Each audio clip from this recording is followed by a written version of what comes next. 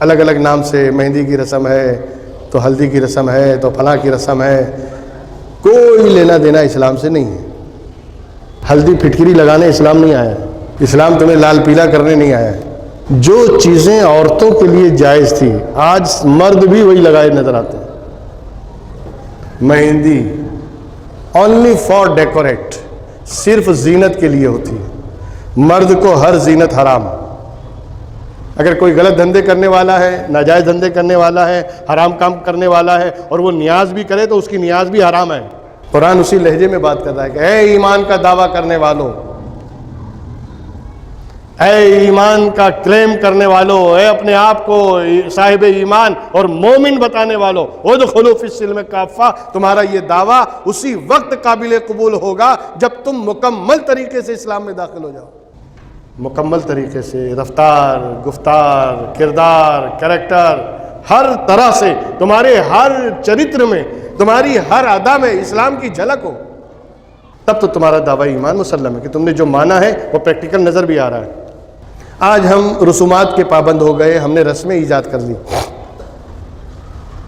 اور ایسی ایسی رسمیں جس کا اسلام سے کوئی لینا دینا نہیں۔ شادی بیاہ کے موقع پر آپ دیکھیں کیسی کیسی رسمیں وجود میں آ گئیں۔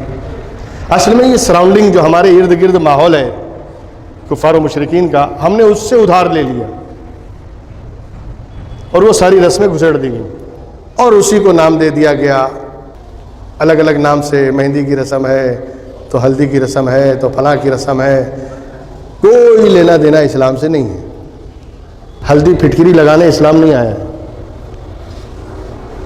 اسلام تمہیں لال پیلا کرنے نہیں آیا۔ جو چیزیں عورتوں کے لیے جائز تھی آج مرد بھی وہی لگائے نظر آتے ہیں۔ مہندی اونلی فار ڈیکوریٹ، صرف زینت کے لیے ہوتی ہے، مرد کو ہر زینت حرام۔ مگر شادی میں دیکھو دولہے میاں لال پیلے نظر آتے ہیں، پورے ہاتھوں میں پاؤں میں۔ مجھے ایک دولہا ایسے مل گیا تو میں نے کہا بھیا چوڑی نتھنی یہو پہن لو تاکہ مکمل تو نظر آؤ، یہ آدھا ادھر آدھا ادھر کیوں ہو رہے ہو؟ جو چیز مردوں کے لیے حرام ہے آپ نے کیسے کر لیا؟ کا رسم ہے۔ اچھا آپ رسم پر ایمان لائے ہیں، اسلام پر نہیں لائے۔ آپ نے رسموں کا کلمہ پڑھا ہے، ایمان کا نہیں پڑھا ہے۔ جس چیز کو اللہ اور رسول کہیں حرام حرام ہے، اور اگر ایسی رسمیں بھی ہیں تو ایسی رسموں کا توڑنا واجب ہے۔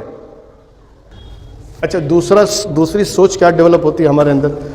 ارے یار وہ کر رہے ہیں ہم تھوڑی کر رہے ہیں، انہوں نے ایسا کیا ہم تھوڑی کر رہے ہیں، یعنی گنہگار وہ ہیں ہم تھوڑی ہیں۔ کلکم رائن وکلکم مسئول عن رعیتہ یوم القیامہ، تم میں سے ہر ایک حاکم ہے اور ہر حاکم سے اللہ قیامت کے دن اس کے ماتحت والوں کے بارے میں سوال کرے گا، تم نے روکا کیوں نہیں؟ اگر روکنے کی طاقت نہیں تھی تو کم سے کم برا بولنا تو چاہیے کہ غلط ہے، اور اگر وہ بھی طاقت نہیں تھی تو دل سے تو برا جاننا چاہیے۔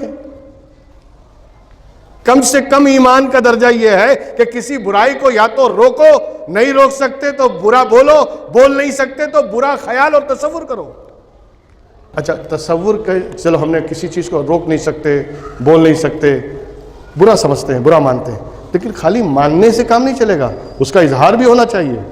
وہی تو قرآن کہہ رہا ہے خالی ماننے سے کام نہیں چلے گا، دکھنا بھی چاہیے۔ کیسے دکھائیں گے؟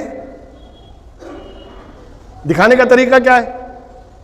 بھئی یہ چیز ہو رہی ہے، میں روک نہیں سکتا، میری بات نہیں مانیں گے، میں بولوں گا تو برا لگے گا، بول بھی نہیں سکتا تو برا جانوں گا، دل سے برا سمجھوں گا، لیکن دل سے برا سمجھا کہ نہیں سمجھا وہ پتہ کیسے چلے گا؟